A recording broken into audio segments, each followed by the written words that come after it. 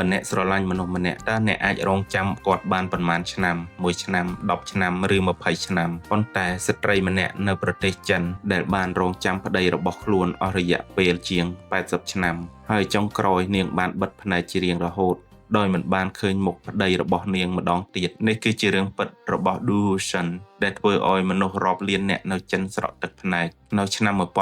1940 Du Shen គឺជានារីវ័យក្មេងម្នាក់ដែលទើបនឹងរៀបការជាមួយនឹងបុរសម្នាក់ដែលនាងស្រឡាញ់អស់ពីបេះដូងជីវិតអាពាហ៍ពិពាហ៍របស់ពួកគេមិនទាន់បានចាប់ផ្ដើមពេញលេញផងប៉ុន្តែដោយសារតែជីវភាពលំបាកប្តីរបស់នាងត្រូវចាកចេញទៅធ្វើការនៅប្រទេសម៉ាឡេស៊ីមុនពេលចេញដំណើរគាត់បានកាន់ដៃប្រពន្ធគាត់ហើយនិយាយថា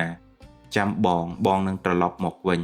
សម្រាប់មនុស្សជាច្រើនវាអាចគ្រាន់តែជាពាក្យលួងមួយឃ្លាប៉ុន្តែសម្រាប់ Du Shen ពាក្យមួយនេះបានក្លាយជាក្តីសង្ឃឹមដែលនាងរងចាំអស់មួយជីវិតដំបូងប្តីរបស់នាងនៅតែផ្ញើសម្បត្តិមកប្រាប់ថាគាត់សុខសប្បាយនិងប្រាប់ឲ្យនាងរងចាំរាល់ពេលមានអ្នកប្រេសនីមកដល់ភូមិម្ដងបេះដូងរបស់នាងតែងតែលោតញ័រព្រោះតែក្តីសង្ឃឹមថានឹងមានសម្បត្តិពីប្តី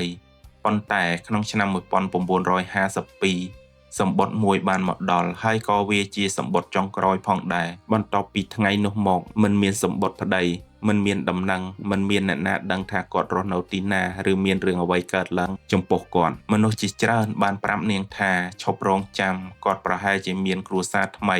ឬប្រហែលជាគាត់បានស្លាប់ទៅហើយប៉ុន្តែសម្រាប់ Du Shen មិនជឿពាក្យទាំងនេះឡើយនាងនៅតែបដិសេធមិនព្រមរៀបការយកគ្រួសារថ្មីនាងមិនដែលដករូបថតប្តីចេញពីផ្ទះនាងមិនដែលឈប់ជឿថាថ្ងៃណាមួយទ្វារផ្ទះនឹងរបើកហើយបរិះដែលនាងស្រឡាញ់នឹងដើរចូលមកថ្ងៃคล้ายជាខែคล้ายជាឆ្នាំមួយឆ្នាំក៏คล้ายទៅជាទសវត្សរ៍សក់របស់នាងពីពណ៌ខ្មៅបានប្រែជាសមុខដែលធ្លាប់តែក្មេងស្រស់ស្អាតបានពោពេញទៅដោយស្នាមជ្រីវជ្រួញប៉ុន្តែក្តីស្រឡាញ់ដែលនាងមានចំពោះប្តីមិនដែលប្រែប្រួលសំបីតែបន្តិចគេនិយាយថាសំបីតែពេលនាងចាស់ជារាខ្លាំងហើយក៏នាងនៅតែនិយាយអំពីប្តីរបស់នាងផងដែរសម្រាប់នាងនៅតែមានក្តីសង្ឃឹមថាថ្ងៃណាមួយប្តីសម្លាញ់របស់នាងនឹងវិលត្រឡប់មកកាន់នាងវិញហើយនឹងសាងគ្រួសារដ៏តូចមួយដែលពោពេញដោយសុភមង្គលប៉ុន្តែទីបំផុតនៅឆ្នាំ2005 Du Shen បានទទួលមរណភាពក្នុងអាយុ103ឆ្នាំ